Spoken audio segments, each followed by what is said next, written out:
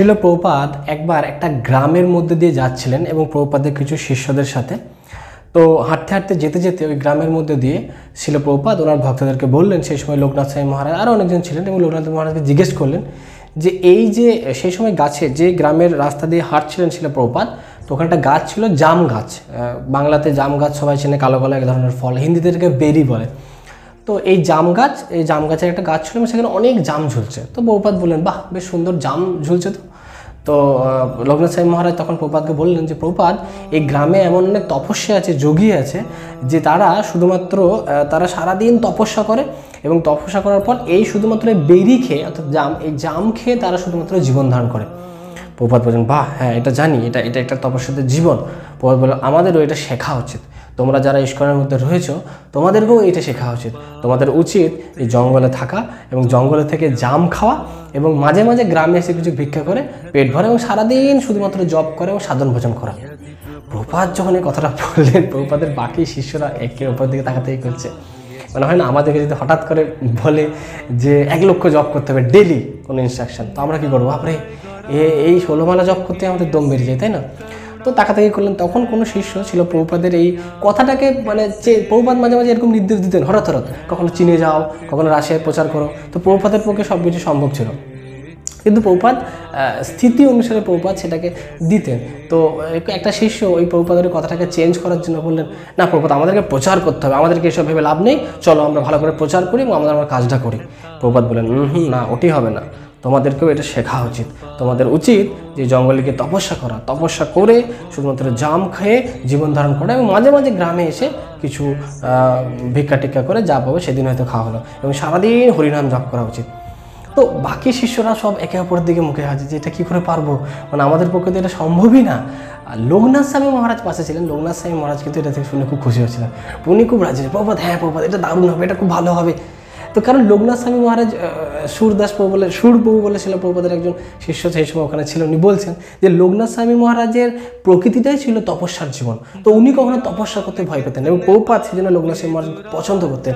বলেন, এই দেখো, এই হচ্ছে একজন তপস্যার মেন্টালিটি। তো প্রভুপাদ এটা শেখালেন যে ভক্ত হতে গেলে কিন্তু কখনোই কোনো জিনিসের না, এটা আমার দ্বারা হবে না। কৃষ্ণকে পাওয়ার জন্য আমাদেরকে যতটা লেভেলে যাওয়া উচিত আমাদেরকে তার জন্য রেডি থাকতে হবে। শিলা প্রভুপাদ এই বক্তব্যের মাধ্যমে ওই পরীক্ষাটাই নিচ্ছিলেন যে ওনার শিষ্যরা কি রেডি আছেন, আমরা কি রেডি আছি যে কৃষ্ণকে পাওয়ার জন্য আমরা আমাদের সব কিছুকে মানে যতটা লেভেলে যাওয়া যায় আমরা যাব, আমাদের এই জন্মে কৃষ্ণকে পেতে হবে। অনেক সময় আমরা যারা একটু সহজ করে নিয়েছি ইস্কনের মধ্যে, যে সমস্ত ভক্তরা ভাবে গীতার একটা খুব ডায়লগ তারা দেয়, স্বল্পমার্শকে ধর্মস্ব ত্রায়তে মহতবাদ, আমরা যদি অল্প ভক্তি করি কৃষ্ণ আমাদেরকে মহাভয় থেকে পরিত্রাণ করবে। কিন্তু এটা আমরা অনেক সময় টেকেন ফর গ্র্যান্টেড নিই। আগে আমাদেরকে জানতে হবে যে স্বল্পের ডেফিনেশনটা কী। আমি যদি বলি যে একটা বালতি, বড় বালতিতে বলি ওই বালতি করে অল্প একটু জল নিয়ে এসো, আর একটা বলি যে গ্লাসে করে অল্প একটু জল নিয়ে এসো, তো বালতির কাছে যেটা অল্প জল সেটা গ্লাসের এক গ্লাস জল, তাই না? গ্লাসের কাছে যেটা অল্প জল সেটা বালতির একদম 1/2। তো অল্প বা স্বল্প ভক্তির স্বল্পের ডেফিনেশনটা কিন্তু সময় সময় চেঞ্জ হয়। আমরা যদি দেখি যে চৈতন্য মহাপ্রভু বলেছেন আমি লক্ষপতির বাড়ি ছাড়া খাই না, তাহলে চৈতন্য মহাপ্রভুর সময় 1 লক্ষ জপ যিনি না করতেন, স্বয়ং ভগবান, উনি 1 লক্ষ জপ না করলে তার মুখ দিকে তাকাতেন না। তাহলে 1 লক্ষ জপ মানে এই যে 16 মালাকে 4 বার, 4 16 64।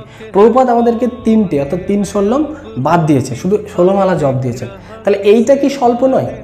এই 4 মালা 4 বার 16 মালা 64 মালা জপ থেকে 48 মালা উনি বাদ দিয়ে দিলেন এবং শুধু 16 মালা দিয়েছেন। তাহলে এইটা কি স্বল্পের ডেফিনেশন নয়?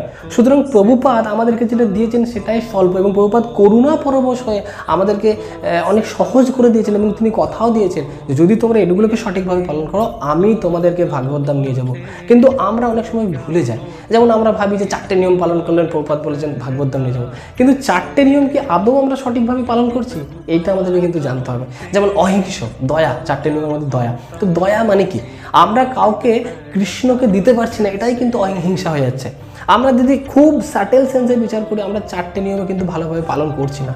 তাই আমাদেরকে সঠিক থাকতে হবে যে স্বল্পমস্য মানে প্রভুপাদ যেটাকে দিয়ে গেছে অ্যাজ ইট ইজ ওটাকে পালন করাটা আমাদের কাছে স্বল্প। এর থেকে নামানো মানে আমরা স্বল্পও করছি না, ভক্তিই করছি না। তাই আমাদেরকে এই ব্যাপারে সজাগ থাকতে হবে। জগৎগুরু শিলা প্রভুপাদ কি জয়। হরে কৃষ্ণ।